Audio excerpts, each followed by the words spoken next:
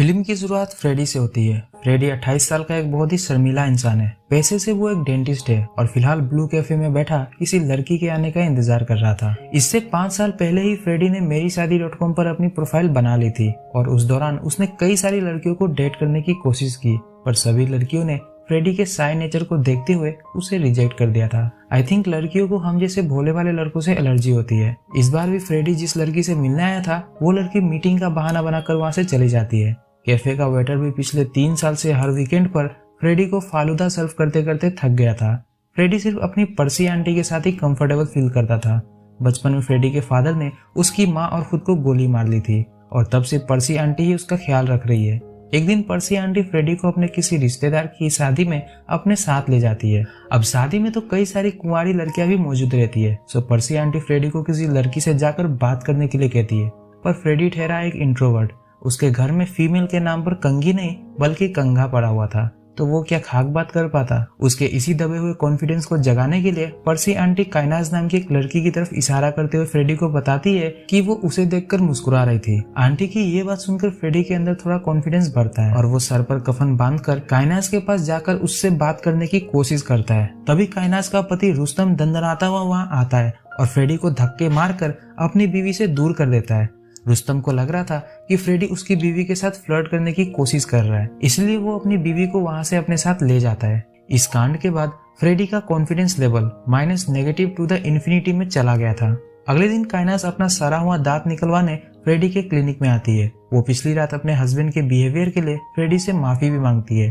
Freddy काइनास के सड़े हुए दांतों को देखकर उसे जल्द से जल्द एक्सरे करवाकर दोबारा कल आने के लिए कहता है। अगले दिन फ्रेडी समय से पहले ही अपने क्लिनिक पहुंच गया था। दरअसल वो काइनाज के आने का इंतजार कर रहा होता है।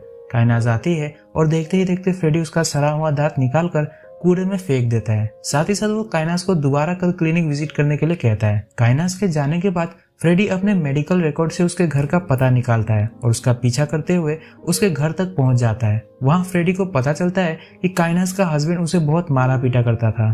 फ्रेडी को यह सब देखकर बहुत गुस्सा आ रहा होता है, पर उस रात वो जैसे तैसे खुद पर कंट्रोल रखने में कामयाब हो ही जाता है। अब अगले दिन फ्रेडी अपने क्लिनिक में बैठा काइनाज के आने का बड़ी ही बेसब्री से इंतजार कर रहा था। 10:30 बजे की अपॉइंटमेंट थी, पर 12:30 बज जाने के बाद भी काइनाज का कहीं कोई अता पता नहीं था। फ्रेडी और इंतजार नहीं कर पाता और काइनाज को फोन करके उसके ना आने का कारण पूछता है, पर काइनाज उसे कुछ नहीं बताती। फ्रेडी काइनाज को समझाने की कोशिश करता है कि उसे चेकअप की सख्त जरूरत है, वरना इन्फेक्शन फैल सकता है। फ्रेडी के काफी ज्यादा इंसिस्ट करने पर दोनों मटुंगा पार्क में मिलने का नक्की करते हैं।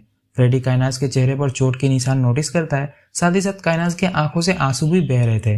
फ्रेडी पहले से ही जानता था कि इस सब के पीछे रुस्तम का ही हाथ है। फ्रेडी को ये बात ऑलरेडी पता थी कि काइनाज एक शादीशुदा लेडी है, पर फिर भी उसे काइनाज से प्यार हो गया था। उधर काइनाज भी कहीं न कहीं अपने हस्बैंड के डोमिनेशन से परेशान थी और अपनी लाइफ को एक नए सिरे से शुरू करना चाहती थी। इसलिए दोनों रुस्तम से छुपते छुपाते एक दूसरे से मिलना और आपस में घुलना शुरू करते हैं। फ्रेडी काइनाज को अपने बेस्ट फ्रेंड हार्डी से भी मिलवाता है। इधर फ्रेडी और काइनाज जितना करीब आ रहे थे, उधर रुस्तम का काइनाज के ऊपर डोमिनेशन हद से ज्यादा बढ़ता ही जा रहा था। फ्रेडी ने काइनाज को शादी के लिए प्रपोज भी कर डाला था, पर काइनाज रुस्तम के रहते फ्रेडी से शादी नहीं करना चाहती थी। इसलिए काइनाज को पाने के लिए फ्रेडी खुद ही रुस्तम को रास्ते से हटाने का फैसला करता है। साथ ही साथ वो काइनाज से अगले 1 हफ्ते तक उससे ना ही मिलने और ना ही कॉल करने की सख्त हिदायत देता है। फ्रेडी को पता था कि रुस्तम हर रात नाइट वॉक करने जाता है। एक रात जब रुस्तम सुनसान रास्ते से नाइट वॉक करता हुआ जा रहा था, तभी पूरी रफ्तार से पीछे अपनी कार में बैठा हुआ फ्रेडी रुस्तम को कुचल कर चला जाता है। फ्रेडी को पता था कि अब इस कांड के बाद उसे अंडरग्राउंड होना पड़ेगा, इसलिए वो 1 हफ्ते के लिए करजत में स्थित अपने फार्म हाउस चला जाता है। ठीक 1 हफ्ते बाद फ्रेडी अपने कार की रिपेयरिंग करवाकर वापस लौटता है और सीधे काइनाज से मिलने उसके घर पहुंच जाता है, पर वहां उसे काइनाज का एक नया रूप देखने को मिलता है। फ्रेडी को समझने में देर नहीं लगती कि काइनाज ने अपने बॉयफ्रेंड रेमंड के साथ गुलछर्रे उड़ाने के लिए उसका इस्तेमाल किया। रेमंड ब्लू कैफे में एक शेफ था। वो फ्रेडी को धमकाते हुए कहती है कि अगर उसने दोबारा उसके घर आने की कोशिश की तो वो पुलिस को रुस्तम कांड के बारे में सब कुछ बता देगी। ये सब सुनकर तो मानो फ्रेडी की दुनिया हिल गई थी। अपनी किस्मत और खुद की बेवकूफी पर रोता हुआ फ्रेडी वहां से चला जाता है और अपने घर आकर रात भर रोता रहता है। अगली सुबह फ्रेडी वो सारे कपड़े, जूते, किताब, चश्मे, परफ्यूम्स और वो तमाम चीजें आग के हवाले कर देता है जिसे उसने काइनाज को इम्प्रेस करने के लिए खरीदे थे। एक दिन जब फ्रेडी फालूदा पीने ब्लू कैफे पहुंचता है, वहाँ उसकी मुलाकात रेमंड और काइनाज से होती है। रेमंड को लगता है कि फ्रेडी अभी भी काइनाज का पीछा कर रहा है, इसलिए फ्रेडी को जलाने के लिए रेमंड उसके सामने ही काइनाज को चूमना शुरू कर देता है। ये सुनहरा कार्यक्रम देखने के चक्कर में फ्रेडी 3-4 गिलास फालूदा पी जाता है और दनादन रिपीट करता जाता है। ये देख रेमंड गुस्सा हो जाता है और नेक्स्ट फालूदा वाले गिलास में थूक कर उसे पीने के लिए फ्रेडी को देता है, पर सरप्राइजिंगली फ्रेडी उस ग्लास को भी चट कर जाता है। काइनास को पता चल चुका था कि फ्रेडी ऐसे तो नहीं जाने वाला, इसलिए वो उससे पूछती है कि आखिरकार वो चाहता क्या है। फ्रेडी काइनास से सिर्फ उसे एक बार जेन्युइनली सॉरी कहने के लिए कहता है। ये सुनते ही रेमंड उल्टे हाथ का एक थप्पड़ फ्रेडी के चेहरे पर चिपकाते हुए उसे एक बार फिर पुलिस की धमकी देकर वहां से भगा देता है। अब सिर्फ एक सिंपल से सब कुछ भूल जाने वाले फ्रेडी ने काइनास से बदला लेने का मन बना लिया था। एक दिन जब काइनास रेमंड के साथ अपने घर से बाहर गई हुई होती है, तब फ्रेडी चुपके से उसके घर में दाखिल हो जाता है। दाखिल होने के लिए उसने पहले ही एक मिस्त्री से उस घर की डुप्लीकेट चाबी बनवा ली थी। अंदर जाते ही सबसे पहले फ्रेडी फ्रिज में पड़े हुए खाने में स्लीपिंग पिल्स मिला देता है। इसके बाद जब वो बाथरूम में घुसता है, तब उसे काइनास की कही एक बात याद आती है कि उसे सोडियम सल्फेट से एलर्जी है, इसलिए फ्रेडी काइनास के फेस वॉश में लिक्विड डिटर्जेंट मिला देता है। अब इससे पहले कि फ्रेडी अपना काम खत्म करके वहां से निकल पाता, काइनास और रेमंड वापस आ जाते हैं, पर उनके अंदर आने से पहले ही फ्रेडी छुप गया था। और जब दोनों बाथरूम में एक साथ हल्का होने जाते हैं, तब मौका पाकर फ्रेडी वहां से निकल लेता है। देर रात जब दोनों स्लीपिंग पिल्स वाला खाना खाकर सो रहे होते हैं, तब फ्रेडी दोबारा उनके घर में दाखिल होता है। वो देखता है कि डिटर्जेंट वाला फेस वॉश अपने चेहरे पर लगाने की वजह से काइनास के चेहरे पर रैशेस निकल आए थे। फ्रेडी तुरंत काइनास के आईफोन को उसके रेटिना स्कैन की मदद से अनलॉक करके किसी को ये मैसेज भेजता है कि अगर तुमने पुलिस को यह बताया कि उस रात हमने तुम्हारी कार तुमसे बोरो करी थी, तो तुम गए काम से। अब फ्रेडी ने ये मैसेज किसे भेजा होगा ये तो हमें आगे पता चलेगा।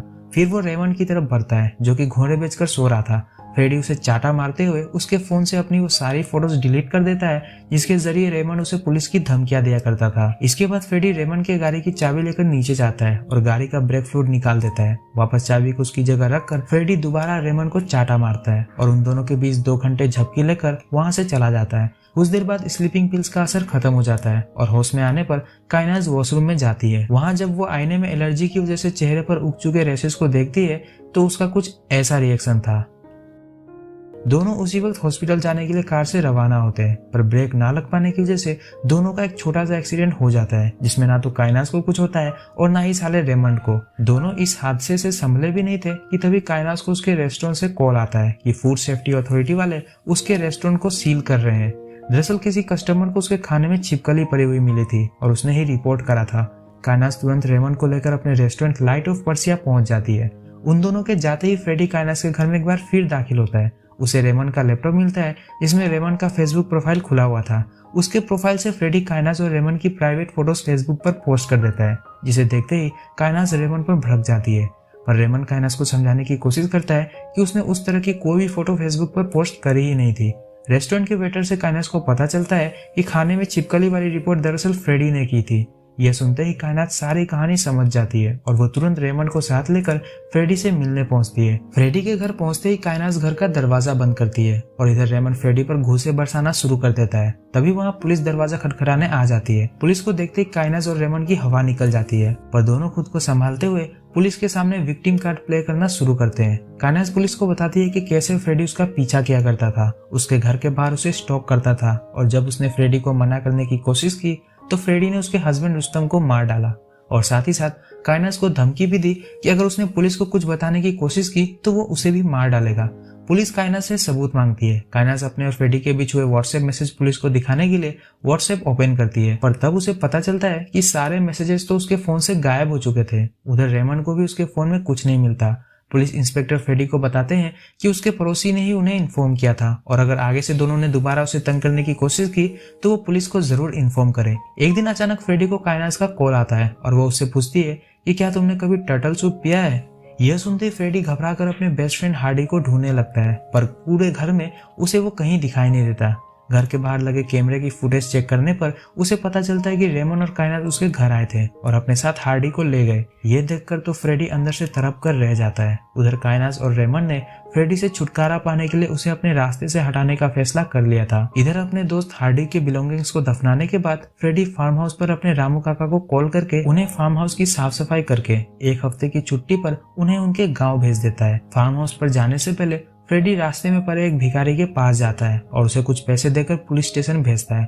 वो भिखारी पुलिस को उस रात के बारे में बताता है जिस रात रुस्तम का मर्डर हुआ था। गाड़ी का नंबर पूछने पर भिखारी लास्ट के 4 डिजिट ही बता पाता है और कहता है कि कार एक ब्लैक होंडा सिटी थी। पुलिस तुरंत पता लगा लेती है कि कार फ्रेडी की ही थी। बिना वक्त गवाए पुलिस इंस्पेक्टर फ्रेडी से पूछताछ करने उसके क्लिनिक पहुंच जाते हैं। फ्रेडी पुलिस को बताता है कि उस रात उसे काइनास का कॉल आया था। उसने कहा था कि उसकी कार खराब हो गई है, सो उसे फ्रेडी की कार थोड़ी देर के लिए चाहिए। शाम को काइनास का बॉयफ्रेंड रेमन उसके पास आया और आकर फ्रेडी की कार ले गया। पुलिस फ्रेडी से पूछती है कि क्या सच में रेमन काइनास का बॉयफ्रेंड है, क्योंकि काइनास ने तो रेमन को अपना फ्रेंड बताया था। फ्रेडी कहता है कि हाँ, रेमन ही काइनास का बॉयफ्रेंड है। और उस रात 1 घंटे बाद जब वो कार वापस करने आया था तब फ्रेडी ने अपनी कार के बोनेट पर एक बड़ा सा डेंट नोटिस किया था जिसमें खून भी लगा हुआ था। फ्रेडी आगे बताता है कि जब उसने काइनास से कहा कि वो पुलिस में रिपोर्ट करेगा तब उसने उसे जान से मारने की धमकी दी थी। और यह कहते हुए फ्रेडी वो मैसेज पुलिस को दिखाता है जिसे उस रात खुद उसी ने काइनास के फोन से टाइप करके अपने फोन में भेजा था। साथ ही साथ फ्रेडी पुलिस को वो सीसीटीवी फुटेज भी दिखाता है जिसमें रेमन और काइनास फ्रेडी के घर में तोड़फोड़ करके उसके पेट टोटोइस हार्डी को अपने साथ ले जाते हुए साफ साफ दिखाई दे रहे थे। सब इंस्पेक्टर जादव तुरंत काइनास और रेमन को शाम 6 बजे रूटीन इंक्वायरी के लिए मटुंगा पुलिस आने को कहते हैं। अभी काइनास ने कॉल कट ही किया था कि तभी उसे फ्रेडी का कॉल आता है। फ्रेडी उसे कहता है कि उसने पुलिस को सब बता दिया है कि कैसे रेमन ने उसके कार से रुस्तम को मारा था। काइनास को लग रहा था कि फ्रेडी मजाक कर रहा है, पर जब फ्रेडी काइनास से उसके फोन को चेक करने के लिए कहता है तब काइनास के होश उड़ जाते हैं। दरअसल काइनास को अब तक उस मैसेज के बारे में पता ही नहीं चल पाया था। साथ ही साथ फ्रेडी ने वो सीसीटीवी फुटेज भी भेज दिया था। फुटेज देखकर दोनों डर जाते हैं। रेमन फ्रेडी से पूछता है कि आखिरकार वो चाहता क्या है। जवाब में फ्रेडी कहता है कि वही, बस एक बार मुझे जेन्युइनली सॉरी बोल दो, मैं तो सब भूल जाऊंगा। दोनों राजी हो जाते हैं। फ्रेडी उन्हें साथ में एक सूटकेस लेकर उसके फार्म हाउस पर आने के लिए कहता है। काइनास फ्रेडी से पूछती है कि सूटकेस की क्या जरूरत है, तो फ्रेडी कहता है कि दरअसल उसे अपने फार्म हाउस से अपनी मम्मी का कुछ सामान लेकर आना था, पर वो अपने साथ सूटकेस ले जाना ही भूल गया। खैर दोनों फ्रेडी को खत्म करने के इरादे से उसके फार्म हाउस पहुंच जाते हैं, पर फ्रेडी बड़ी ही चालाकी से दोनों को बेहोश करके अलग अलग चेयर से बांध देता है।